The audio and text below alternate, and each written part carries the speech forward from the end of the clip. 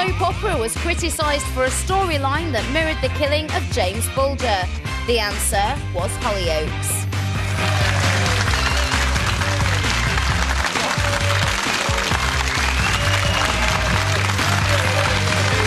Thank you kindly. You're watching The Right Stuff. We're live on 5 this Tuesday morning with Craig Revel-Horwood, Tracy Ann Oberman and psychologist and author Oliver James. Oliver's going to have the rest of today's headlines for you shortly. First, though, was ITV right to go ahead with its Coronation Street massacre storyline last night? Right Stuff at 5.tv is the place for your emails. It cost £1 million to make, and it was supposed to go out every evening last week as a special treat for fans. And indeed, the first 2 episodes did go out as scheduled. Then Derek Bird went mad in Cumbria, killing 12 people with his guns, and ITV had no choice but to postpone the next 3. And postpone them just until the start of this week. The first of them went out at 7:30 last night. Millions of you saw unstable Tony Gordon shoot his friend Robbie Sloane in the head before pointing the pistol at Hayley's head and then at ex-wife Carla. Why? Well, it was all to do with revenge. Now, just on that strength, one has to admit there are certain parallels with the awful events of last week. There are guns, there is revenge. There's also the fact that Bird shot a number of friends he'd fallen out with, just like Tony Gordon. ITV said, quite rightly, it would have been inappropriate to broadcast the Corrie killer episodes last week, but was Monday of this week any better?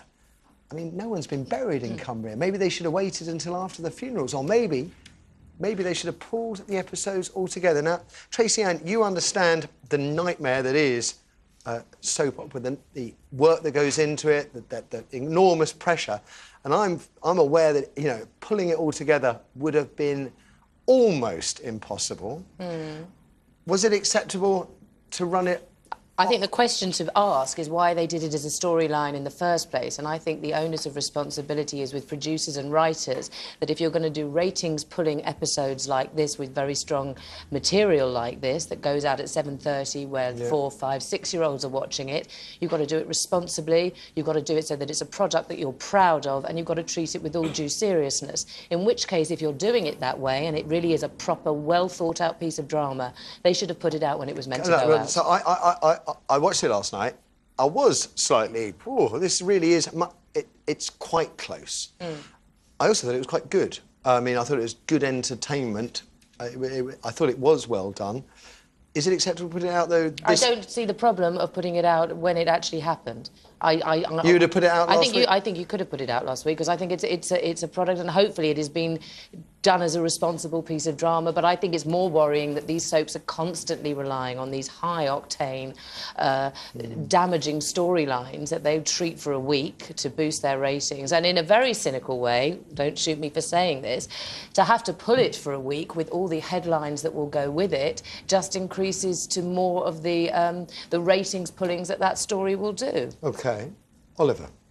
Yeah, I mean, I tend to agree with Tracy, because I also think from a technical point of view, it is a slightly different situation. I mean, a hostage-taking isn't quite the same thing as a spree killer. I once actually interviewed one of the few surviving spree killers, who was a fascinating guy, who actually shot his whole family instead of going to McDonald's and shooting a whole lot of strangers in McDonald's, and he had a big battle between good and evil in his mind, and he was pretty crazy at the time. And in the end, nearly all spree killers are involved in a form of suicide, or is called, you know, homicide through suicide.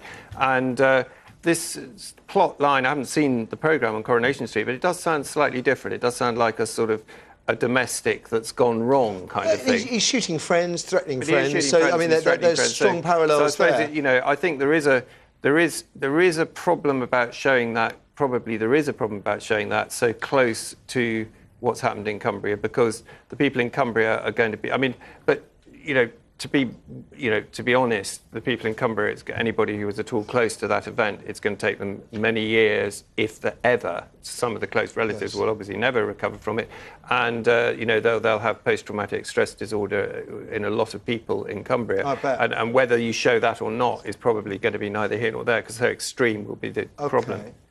That's a good point. Craig?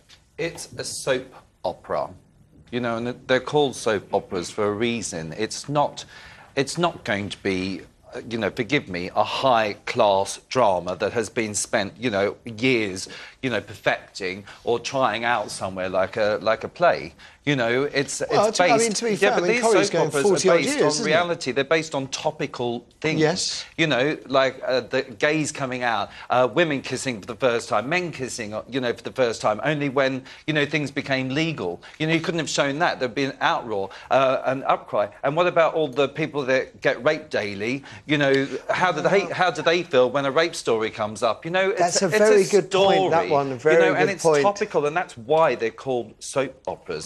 They hit the nail on the head.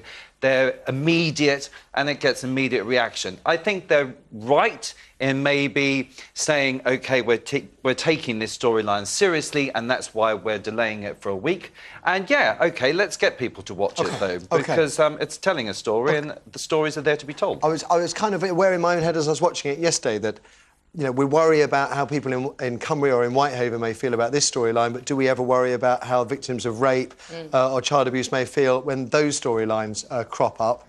Because those events happen every day. But first, Oliver, what have you got from us from the papers? Well, we've got this absolutely horrifying story for most parents' nightmare, which is where Pauline Couparis went upstairs and found that her twins, aged 9 months old, had been savaged by a fox, and the fox was sitting in the room, coming through the French windows, crept into the children's bedroom, and very seriously injured these One babies. of them in particular, isn't it? One of the twins in particular is in intensive care.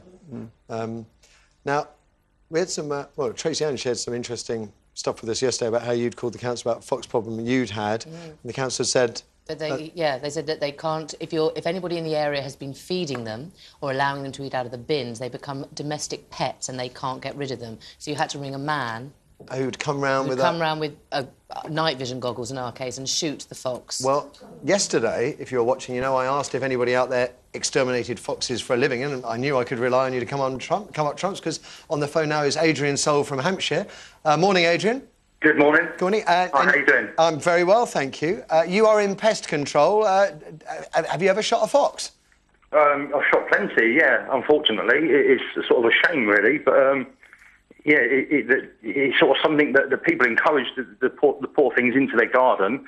It's something that's sort of a bit of a novelty for a while, until the fox starts to do damage. They stop the feeding, and the fox comes in, wonders where his food's gone, and then they start ripping bins apart, digging gardens, and then, you know, so at that point you're called in. The only thing you can do really is dispatch the poor thing. Now, I mean, my biggest concern is trying to keep things in balance here. I mean, do people with children, I mean, do they have anything to be worried about from foxes after this attack? I emailed back yesterday. I spoke to one of your producers, and I had to think about this. I had a good look, and I don't think, no, probably not, to be fair. I mean, everyone, I was watching, you know, the likes of Spring Watch, etc., and no one can really kind of identify why this has happened. There must have been some sort of stimulus, but I can't imagine what it would be. I can't see that it would be hunger. There's so much readily available in the way of rubbish, etc. Particularly in towns. And if the fox was to make a kill, you would expect damage around the neck area. And I know it sounds quite gruesome, but it doesn't seem that the fox was actually there to try and kill something. It obviously wasn't scared because they become used to people. So I wouldn't know, no, but I wouldn't think generally you would expect this to happen. OK. And I'm sorry to hear you're retiring, Adrian, but thank you very much for joining us on the phone this morning. Anything else, Oliver? Well, we got in the Sun, we've got Muslims convert in prison to...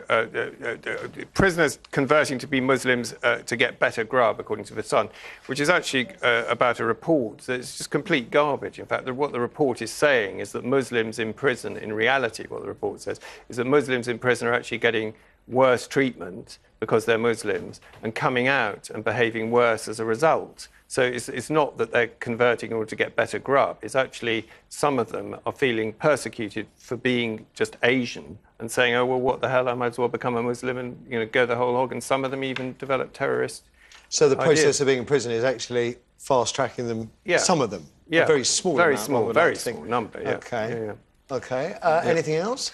And then we have Prince William leading a £7 million Jubilee drive for new playing fields, which just makes me feel sick in the sense that... I love you, Oliver. You can come on this show every day. Mrs Thatcher flogged off our playing fields. Yeah. I mean, what... To be fair, the Labour government did their bit as well, didn't they? And then along came Tony Blair, or Blatcher, as we call him, who actually, sold them off even faster. And now we've got a situation where we're having to kind of put the hat round to try and buy playing fields. It's absolutely outrageous. Luckily, I'm not allowed to swear at this time in the morning on this programme. No, you're not. But it makes me furious. It makes my blood boil. Is William going to open up all the mansions and castles that the royal family own, paid for by us, so that we can play on all their lawns, or we're just going to find some brownfield sites? It shouldn't have anything to do with him. It should be the government providing playing fields for state schools, and anyway, they should have been, getting rid of public schools in the first place. So, they're supposed to be a Labour government,